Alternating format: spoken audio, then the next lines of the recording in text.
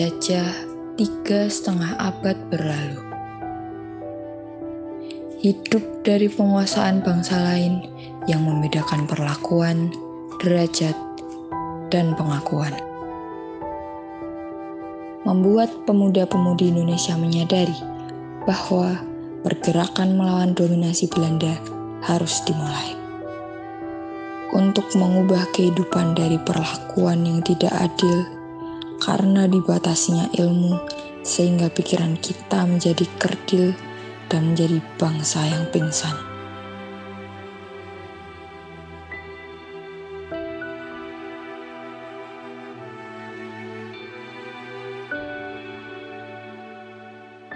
Lalu tiba-tiba datanglah si yang mengaku saudara tua, mengaku sebagai bangsa matahari, membujuk kita untuk bersama terbebas dari sandera. Tentu saja pemuda Indonesia menyambut dengan bangga. Walaupun seiring waktu, saudara tua itu akhirnya menunjukkan keserakahannya dengan dalih mempercepat peperangan Asia, menggalang Romusa, memaksa kita bekerja dalam todongan senjata. Karena mereka menyadari bahwa kita adalah bangsa yang kaya dan mampu menjadi sumber menghidupi mereka. Dari itu, Indonesia kembali jatuh di bawah kekuasaan bangsa lain. Sultan Syahrir adalah salah satu dari sekian banyak tokoh selain Soekarno dan Hatta yang selalu merawat semangat pemuda Indonesia. Hari itu, Sultan Syahrir menyempatkan diri mendengarkan siaran radio dengan diam-diam dan menyadari bahwa Jepang dibom oleh sekutu. Hiroshima, seen from the air after the atomic bomb blast that virtually erased this city of 340,000 people from the earth. As far as the eye can see, stretch scenes of desolation and ruin. 4 square miles leveled by one bomb, the product of allied science and a climactic answer to the terror and aggression let loose upon the world by Japan.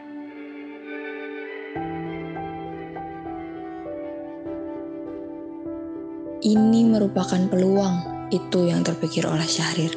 Di saat PPKI sedang menunggu reaksi dari pihak Jepang atas janjinya membantu menyusun kemerdekaan Indonesia, keesokan harinya Syahrir bergegas menuju rumah Hatta. Bapak di mana? Oh, ayah ada jalan. Ayah, ada Bung Syahrir.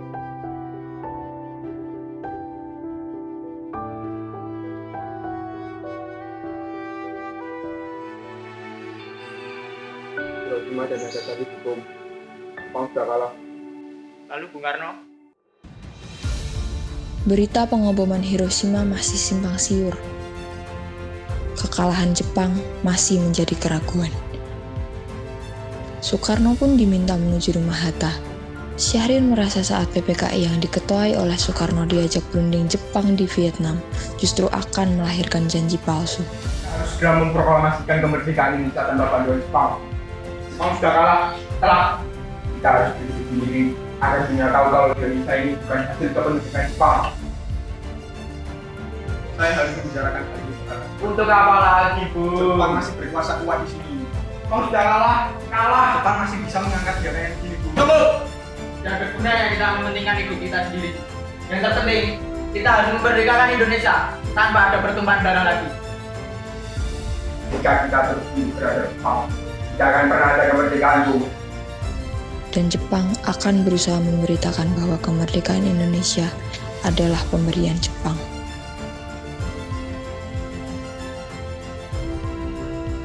Dengan adanya pengeboman itu, Jepang sudah jelas kalah. Bagi Syahrir, Indonesia mempunyai peluang yang besar untuk segera merdeka. Tapi bagi Soekarno dan Hatta, semua hal harus diperhitungkan karena kekuatan Jepang masih kuat di Indonesia. Para tokoh muda yang sehari sebelumnya sempat menyambut Soekarno dari Vietnam mencoba memaksakan agar proklamasi segera dilakukan karena Jepang sudah menyerah hari itu. Tetapi Soekarno dan Hatta tetap bertahan pada pendapatnya demi tidak terjadinya pertumpahan darah. Golongan muda berencana datang ke rumah Soekarno dan mencoba memaksakan agar segera mempercepat proklamasi. Sekarang Bung, malam ini juga persiapkan proklamasi kita. Kata Bung Syahrir, Jepang sudah habis di pemilih sekutu. Betul Bung, sekarang kalian ini tidak masuk akal. Kami semuanya sudah siap Bung, bahkan kita punya pasukan peta yang siap. Jika Bung Karno memberi sinyal, pasti seluruh Jakarta bisa terbakar Bung. Seluruh pasukan bersenjata kita bisa menghancurkan pasukan Jepang. Tidak. Kekuatan kalian itu tidak ada artinya dibanding mereka. Jadi, Bung masih menunggu proses sidang PPKI besok. Ya, aku tidak mau ada lagi keributan di negeri.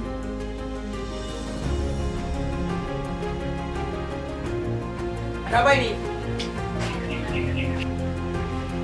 Minta segera mengamalkan kemerdekaan Indonesia Bung. Tidak, kami tidak mau gegabah. Kenapa Bung? Kalau kalian masih mentinggal diri kalian sendiri seperti ini, kami akan apa? Proklamirkan saja sendiri kemerdekaan ini apabila kalian mampu. Kemerdekaan Indonesia tidak akan diproklamasikan selain dari kalian, Bung. Maka dari itu kami kesini. Dan maka dari itulah kalian harus mengikuti apa yang menjadi keputusan kami.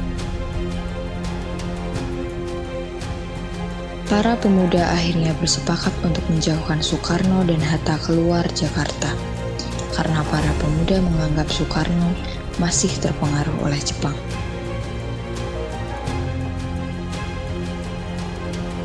Dan pada dini hari, para pemuda bergerak menjemput Soekarno dan Hatta menuju Rengas Dengklok.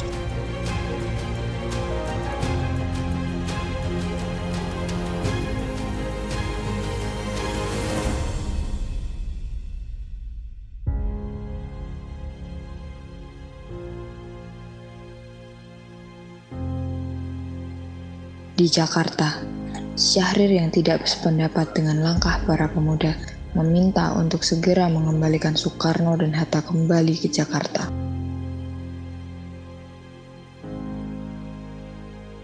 Lalu, apa yang kalian peroleh dan tindakan penculikan seperti itu? Kalian semua boleh menilai cara berpikirku berbeda dengan Bung Karno dan Bung Hatta. Tetapi, bukan berarti jalan dan cara yang mereka pilih itu salah. Justru itu pilihan yang tepat dan tidak gabah. Tapi, tindakan kita ini didukung oleh pemimpin peta, Bung, supaya mereka tidak terpengaruhi oleh Jepang lagi. Bawa mereka kembali ke Jakarta, sekarang!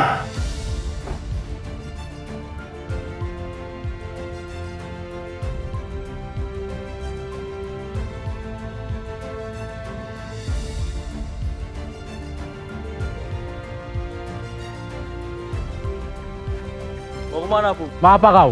Mau menghalangi saya? Mana Bung Karno dan Bung Hatta?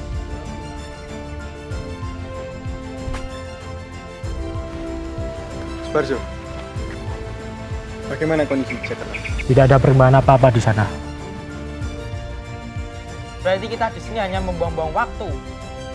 Kaisar Hirohito telah memberikan kekuasaannya kepada sekutu. Jepang telah habis. Itu artinya, Syahrir benar, Bu. Kita ke Jakarta sekarang.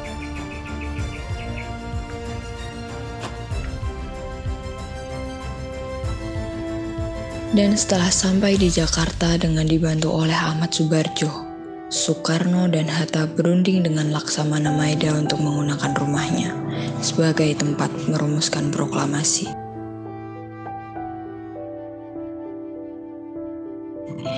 Karena menurut Ahmad Subarjo dengan alasan keamanan dan sekaligus merasa berhak untuk merdeka dengan caranya sendiri.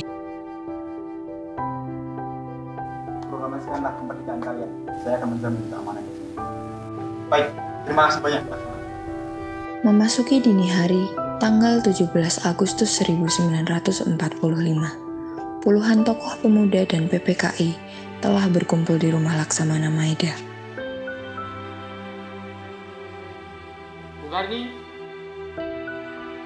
atas. Proses perumusan naskah proklamasi dilakukan oleh Soekarno, Ahmad Subarjo, dan Hatta di ruang makan. Sedangkan anggota lainnya menanti di ruang besar.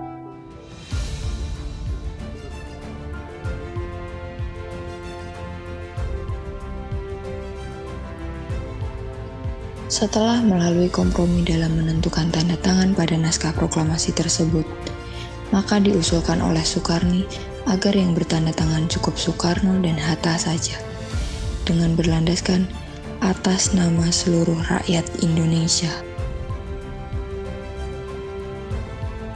Dan akhirnya Soekarno meminta kepada Sayuti Melik untuk mengetik naskah tersebut.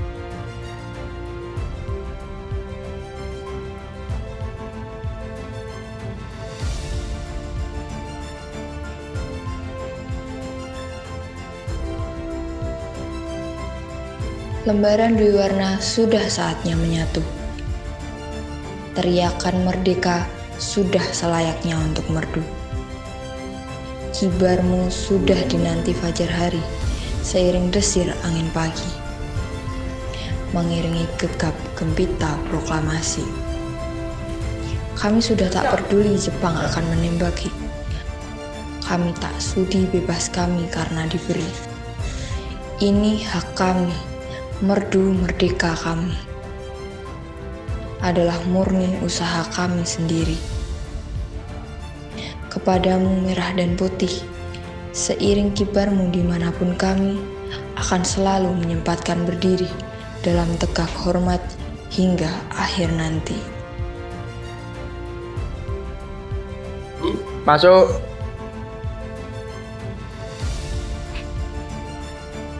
Proklamasi akan dibacakan hari ini, Bu. Tanggal berapa sekarang? 16. Salah. 17 Agustus 1945. Beritakan ini pada seluruh rakyat. Siap, Bu.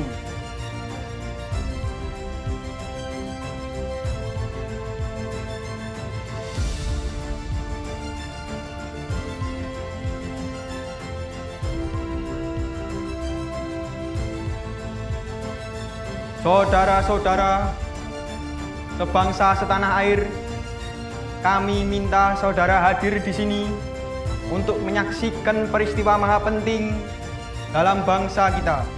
Berpuluh-puluh tahun, bahkan beratus-ratus tahun kita telah dijajah oleh bangsa penjajah. Sekarang, tibalah saatnya kita mengambil nasib di tangan kita sendiri. Hanya bangsa yang berani yang mengambil nasib di tangan bangsa itu sendiri. Dengan ini, mari kita nyatakan kedaulatan kita. Merdeka!